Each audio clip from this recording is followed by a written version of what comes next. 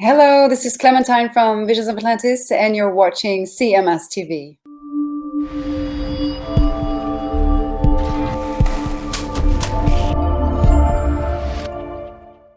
Mention was, have you?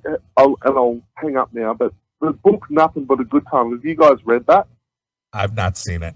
With Yeah. I interviewed the guys that wrote it. Yeah, you did. Beanstalk and the other guy. Yeah. I read it. Have you listened to? Yeah. Because it talks about the other guy. I'll hang up on this. But the other guys from Dokken are all saying, and I don't know who to believe. I tend to believe Don, but the guys that are interviewed in that book are tending to say that Don stole things from them and took all kinds of credit for things that he didn't do and all that kind of stuff. And I'll just leave you with that. I'll let you guys comment. Hail and kill. Here's why Dokken didn't make it, and didn't make it huge. I mean, they obviously made it, but they didn't make it huge. It has nothing to do with the music. The music was fine. All the bands that became huge were fucking, it was more about the image. Dokken didn't have a dirty fucking image. Yeah. If you think about the ones that got huge, Motley Crue, scumbag image. Guns N' Roses, scumbag image. Rat, sleazy scumbag image. Those were who else got huge? Poison didn't have a scumbag image, but they definitely had the over the top image. Dokken falls into the same category as a band like Great White.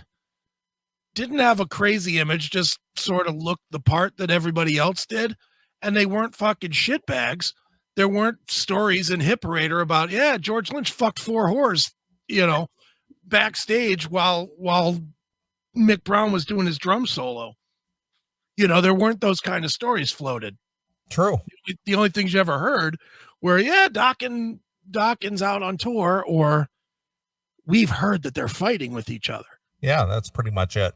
That's it, and that's why they didn't get popular. Any of the bands that got huge, that got really huge, like the bands that I just mentioned, had a bigger than life image. All the other bands, the Warrant, Slaughter, Dokken,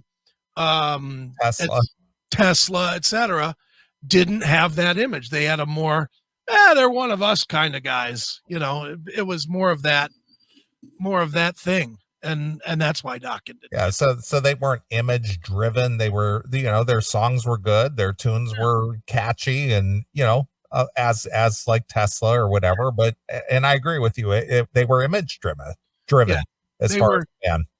They were, the bands that made it, the image took them over the top. The bands that didn't make it huge were, pretending to be the ones that were over the top. But they weren't as good at it because they weren't. We know all the Dokken guys. While admittedly they have their issues, none of them are real fucking scumbags. No, not at all.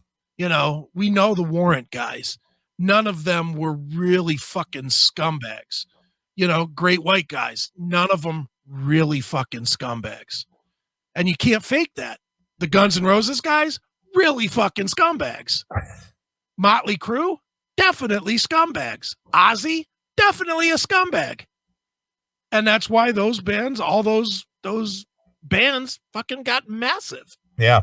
Because it was a side that people couldn't pretend to be. Right. Even the fans could pretend to be,